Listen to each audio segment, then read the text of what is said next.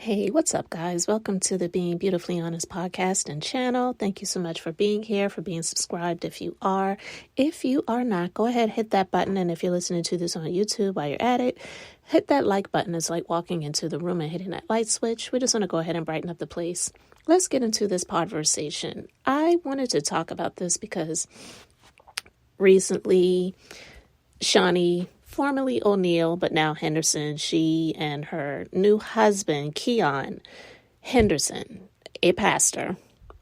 So for a lot of people, seeing Shaunie, the creator of Basketball Wives, she hasn't been on the show in a few seasons, but she is the creator of it, and I believe still the executive producer of it. I don't believe that she's not affiliated with it anymore.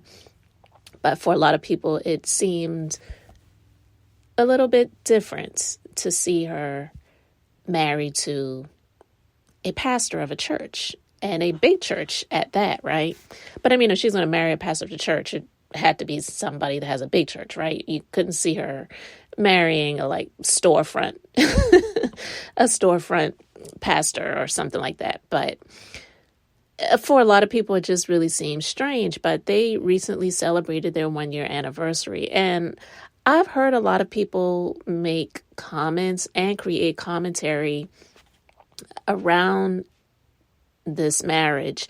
And I never knew about him before. I know of some people in the, I guess you would call it the church world, so to speak. Of course, you know about the big names like tdjakes and Joel Osteen and Joyce Meyer, and those big names. You know about those names even if you're not affiliated with it, because they're just huge and mega. Keion Henderson, he is affiliated with tdjakes, so there's that. But they recently celebrated their 1-year wedding anniversary. And I listened to something because I was reading an article, and then I saw this other item, which was an interview that he did on a radio station maybe about 6 or 7 months ago. And I listened to it and I said, something, based on some of the news that was out there about this guy. And again, I'm just sharing things that I heard about. So I'm not saying that these things are true, but I've seen some things where they say that this man has a pattern and a history. And the fact that he married Shaunie O'Neill, well, formerly O'Neill, she's no longer, but the fact that he married this woman, it's looking extremely opportunist and of course, we'll never know if things are going to really work out until, I don't want to say until the marriage ends, because I'm not wishing that on them. I don't wish that on anyone. But if it ends, then people are going to bring up rumors or stories that they've heard about and speculations, or even just some things that actually did happen that makes people question whether this was a good idea. Because this is his third marriage, okay? If you type in his name, if you just start typing in Keion Henderson, for example, I'll let you guys know. I was on Yahoo and I just started typing his name, and the first thing that came up was Keion Henderson scandal. That's not normal for most people. Most people, you type in their name, the word scandal isn't going to pop up. So there's that, right? He was married to his first wife for a couple of years, 1 or 2 years. And then his second marriage, he was married to his ex-wife for over 20 years. And they have 3 children together. And it hasn't been confirmed the reason as to why that marriage did not last, but there have been rumors and speculations as to his preferences, if you get my drift, and some possible allegations as to him being involved physically with what they call minister of music, the piano player, organ player, I don't know, of the church that he pastors, which the name of his church is called Lighthouse Church. It's in Houston, Texas. And it's a pretty big church. It's considered a mega church. So just knowing some of those things and seeing that he recently celebrated his 1-year wedding anniversary to Shaunie, I saw a clip of an event that she has hosted at his church. The event was called She Say. And I don't know why it has to be this way, but apparently if you are married to a pastor of a church, you are then the first lady, quote unquote. And so you're having events, you're doing things, you have a calling. And it's like, just because you're married to this man, now you have a calling. But okay, because it looks a little bit strange to see her coming from, not saying people can't evolve and change, because actually they should. I especially believe that people should evolve and change for the better. But it does seem a bit opportunist when you have this woman who was on Basketball Wives, stirring up drama, but trying her best not to be involved in the middle of it. If you are familiar with that, then you know what I mean. But also most definitely benefiting from it and profiting from these women fighting with each other and being catty and nasty and all that other stuff, right?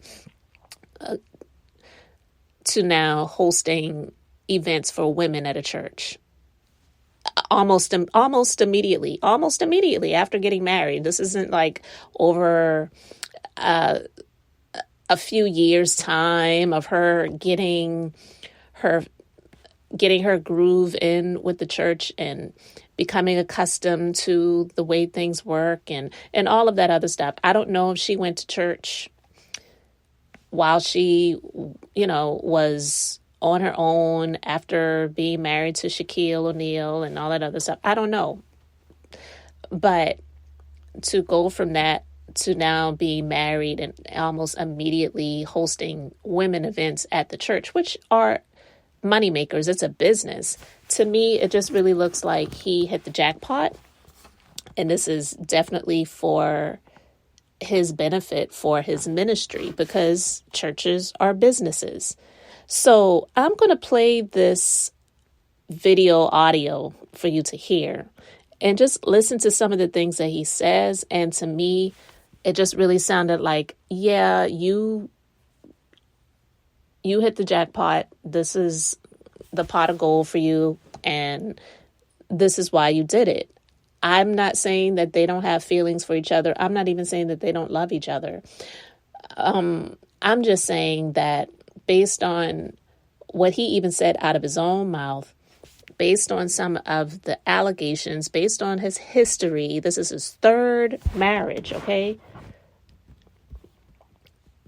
And him being in the business of church, to me, I'm just saying it was something in the milk ain't clean, in my opinion. I'm just basically saying that based on what I'm seeing, what I'm hearing, what it looks like, it just really looks like, yeah, this was definitely an opportunity for him, and he's going to benefit the most out of it. I'm not saying she's not benefiting at all, but I want you to hear this and you let me know your thoughts. The collection. Yeah. To get ready. Oh, gospel song. All right. Okay. Don't put DMX on you, 50 Cent on me. Don't go into. No, man. I mean, I got a couple of them that I like. I ain't gonna tell you no story, but let's see.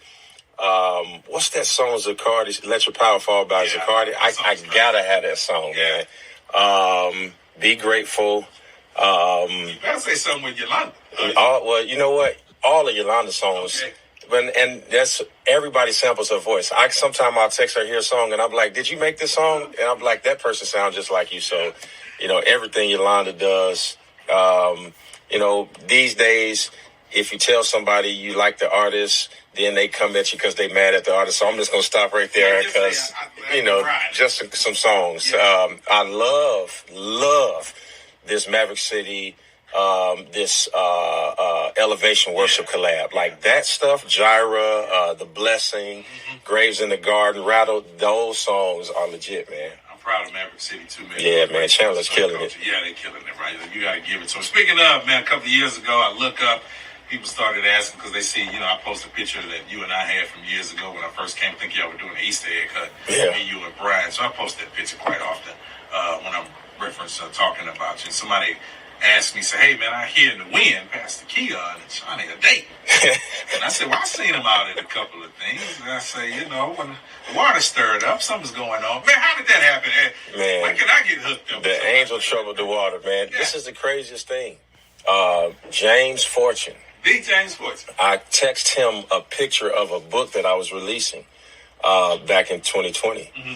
And I was like asking all my friends, can you post this? Can you post this? And he responded like, bro, you was with me in hard times, and I'll do anything for you, and da-da-da-da-da. And he said, by the way, I got a friend who is single and asked me if you were single. I said, who? He said, you want to date again? I was like, nah, man, I've been there, done that. I ain't dating nobody. Look, he'll tell you, I'm like, I don't want to know who it is. Don't even tell me. Who is it, man? Yeah, you say, he said, it's Shaunie O'Neal. I said, first reaction. Give him my number right now. Yeah. All right. So you heard what he said, right? He said at first he wasn't interested in dating, but his friend James Fortune, who is a gospel singer, by the way, text messaged him about something else and then said, I have a friend who is interested in you, wanted to know, if you might be interested in connecting. And he's like, well, I'm not interested in dating. I've been there, done that. I'm over it. Because like I told you guys, he's been married twice before. So who knows how many people he even dated. That's just the marriages, right? Anyway, I'm just saying, shoot, he might have been dating people while he was married. I'm just saying it's possible. I'm not saying he did, but I'm saying. But once he heard who it was, immediately he was like, give her my number. So for me, I feel like, yeah, the opportunistic bells were ringing in his mind, in his head, and cha-ching. So anyway, let me continue with this audio. I said, release it in the name of Jesus. Give him my number. So he gives her the number, starts a group with me and her. And I text in the group. James says, y'all can release me from this group now. I'm no longer necessary. So I text her on the side and be like, I'm getting ready to call you. Do you know what this woman told me? This woman told me, she says, no, I don't want to talk to you on the phone. I'm better experienced in person. Oh, Jesus. So we text for months. Yeah. She lived in L.A. I lived here. We text for months. And so I was going to preach in San Bernardino, California. Okay. And you got to land in L.A. And drive up there. So I landed in L.A., told her when I was landing, told her where to meet me. We sat down in the lobby of the Marriott at the LAX for 6 hours. I'm proud of you, man. And just talked. I'm proud of you. Because that's how you got to do it. You got to do it like that, man. So, when you meet somebody like her, bro, were you really nervous the first initial meeting? Because, let's think about it. She's Shaunie O'Neal. We're like, okay, she's married to Shaq before. Yeah, so you know what, man? Like it's a I didn't. I never had that feeling. My trepidation was, I'm a pastor and recently divorced, and we're not allowed to have human experiences. So my initial reaction was, what are these people going to say? Okay. My fear wasn't related to her. It was the outside. Okay, but Pastor Keion Henderson is my special guest. All right, so then social media blows up. They see you guys together, pastor and reality star. They don't see her as, Shaunie O'Neal. They see her as a reality star with all of the shows, of course. Did you feel the pressure of that when you started to see it in the tabloids and everybody speaking? And then how do you ignore that chatter as well? Yeah, so I felt the pressure. But here's the great thing about courtship. Once you get to know the person that everybody else thinks they know, then you become more comfortable with your decision because you have the intel, they have the opinion. Yeah. So once I got to know who she was, I realized she was a reality star who was heading to a different level of. She's not on the show; she owns the show. Yeah, that's the difference. She's not talent; she's the producer. She's the executive producer, and now because of that, we did our wedding. It's now a special. It's coming out in the next couple months, and now I'm a producer because we produced the show together. So now I'm a producer with Viacom. So, it was symbiotic. I had aspirations. She had aspirations. We had same values. And it was a lot of things. Her father just passed away, God bless him, but her parents had been married 52 years. So then there's that longevity I'm seeking, that you've got that example. She was the secretary for her pastor in the church. A lot of people don't know that. Her mother was the minister of music at the church. A lot of people don't know that. You don't see that on the radio. You don't see that on there. So once I met the person, I was able to digest the opinions because I know the person. All right, so I'm going to end it there. To me, based on the things that he said, listen, you can take from that what you will, but what I take from it is what he shared, is the fact that as soon as he found out it was Shaunie O'Neal, yeah, give her my number. She is the owner of Basketball Wives. She's no longer talent. She owns it, like he said. She's an executive producer. So she's going in a different direction. So now we have our wedding special and we're both producers because we both produced it together. So now I'm a producer with Viacom. That's what he said. He's speaking about the opportunities that he has gained from her being with him. And for him to say out of his mouth that, a lot of people don't know, her father was a pastor, that she was the secretary for her pastor's church, that her mom and dad were married for 52 years. Dude, you were married for 20 years and that marriage didn't last. I mean, he says that they had that longevity. You are on your third marriage at this point.